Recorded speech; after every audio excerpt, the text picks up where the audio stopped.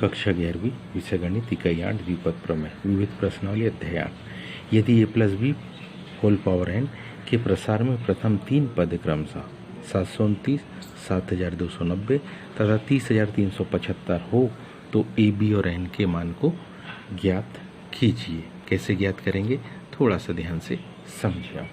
सबसे पहले क्या लिखेंगे हम, a प्लस बी पूरी की घात n का जब हम प्रसार करेंगे, प्रथम पद कौन सा, प्रथम पद हम में से सब जानते कि इसमें जो पहला पद आएगा वो होगा a की घात n, a plus B whole power n में पहला पद, क्योंकि वहाँ NC 0 आएगा, NC 0 का मान 1। अब इसी के प्रसार में a प्लस बी पूरे की घात n के प्रसार में कौन सा पद, दूसरा पद। हम जानते दूसरा पद जो आएगा उसमें NC 1 हो जाएगा, a की घात 1 कम हो जाएगी और सेकंड वाले पद की घात 1 हो जाती है। इसी का प्रसार जब करते हैं हम a प्लस बी पूरे की घात n की इकाई में प्रसार में तीसरा पद, यदि हम इसमें तीसरा पद देखें तो वो होगा क्या, NC 2, a की घात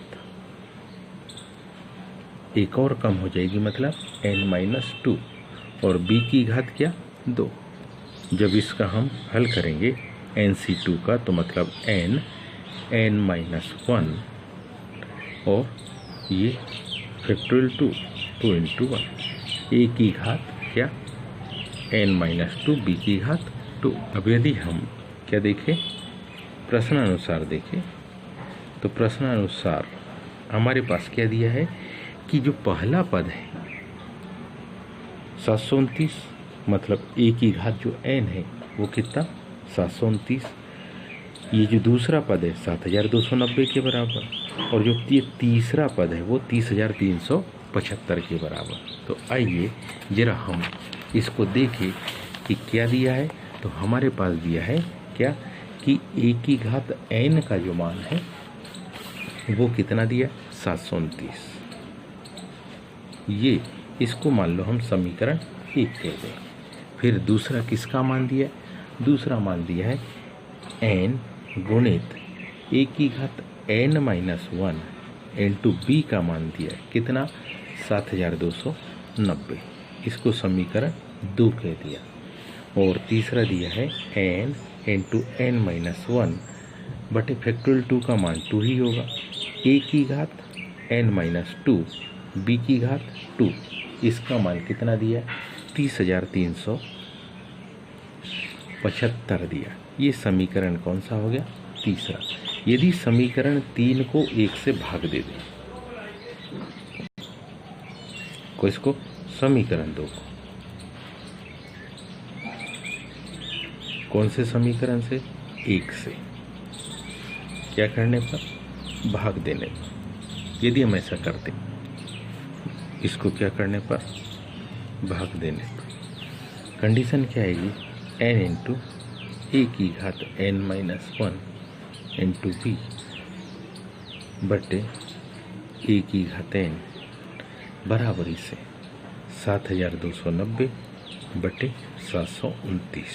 सीधी सी बात है, 10 बार में विभाजित हो जाएगा। लेकिन इसका जो हल होगा वो ध्यान से समझे।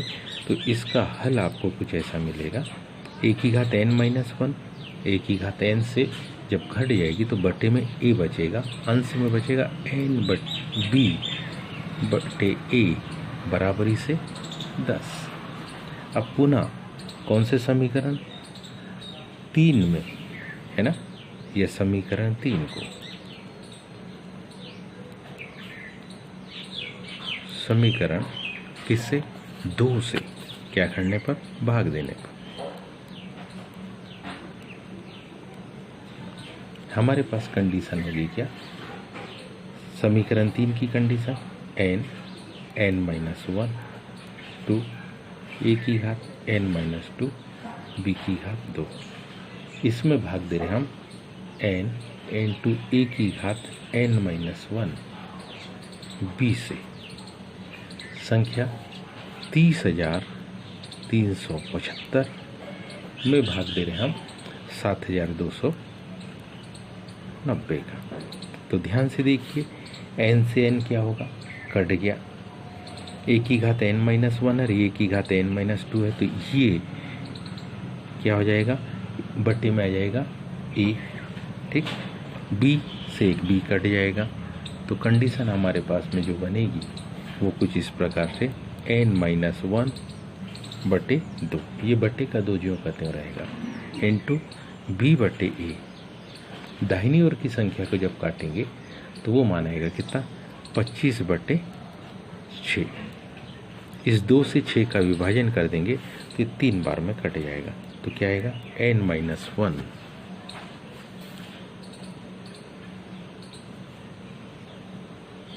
a और यहाँ पर क्या b बराबरी से क्या 25 बटे 3। अब ये जो हमको पहले मिला था, इसको हम यदि कह दे कि ये समीकरण नंबर 4 मिला था, क्या nb बटे a बराबरी से 10, ये समीकरण 4। और ये जो मिला हमको, इसको यदि हम कह दें कि हमको समीकरण कौन सा मिला, 5 मिला, तो अब हम समीकरण 4 को, कौन से समीकरण 4 को या 4 में समीकरण 5 से क्या करने पर, भाग देने पर। जैसे हम इसमें भाग देंगे, भाग देने की कंडीशन में जो मिलेगा हमको, ध्यान दीजिए, समीकरण 4 हमारे पास है nb बटे a और समीकरण 5 हमारे पास n-1b बटे a बराबरी से, ध्यान से देखिए, यहाँ है 10 और यहाँ है 25 बटे 3। क्या होगा, b बटे a से b बटे a तो कट जाएगा, तो यहाँ क्या बचेगा, n बटे n ऋण 1 बराबरी से 3 का उधर गुणा हो जाएगा, तो क्या हो जाएगा 30 बटे 25, दोनों में 5 का भाग जाता है, तो क्या जाएगा n बटे n ऋण 1 बराबरी से 5 के 30 और 5 25, तिर्यक गुणा हो जाएगा, तिर्यक गुणा होने पर क्या आएगा 6n-6 बराबरी से क्या 5n, 5n इधर पक्षांतर हो जाएगा, 6n में से 5n घट गया, तो क्या आएगा n बराबरी से कितना 6। अब क्योंकि समीकरण 1 में हमको क्या दिया है, समीकरण 1 में दिया था कि a की घात n बराबरी से 729 और n का मान आ गया 6, इसका सीधा सा मतलब है में n बराबरी से क्या 6 रख देंगे। जैसे n का मान हम 6 रखते हैं, a की घात 6 बराबरी से 729, ऐसी कौन सी संख्या जिसका उसी में 6 बार गुणा करने से ये मान आता है, तो हम लिख सकते हैं कि ये तो 3 की घात 6 का मान है। मतलब तुलना जब करेंगे तो हमारे पास किसका मान आ गया, तुलना करने पर a बराबरी से हमको क्या मिल गया, a बराबरी से मिल गया हमको 3। अब देखिए समीकरण 4 में, समीकरण 4 द्वारा क्या कंडीशन दिए, समीकरण 4 की कंडीशन है nb बटे a बराबरी से 10। अब इसमें किसके a व n के मान रख दो,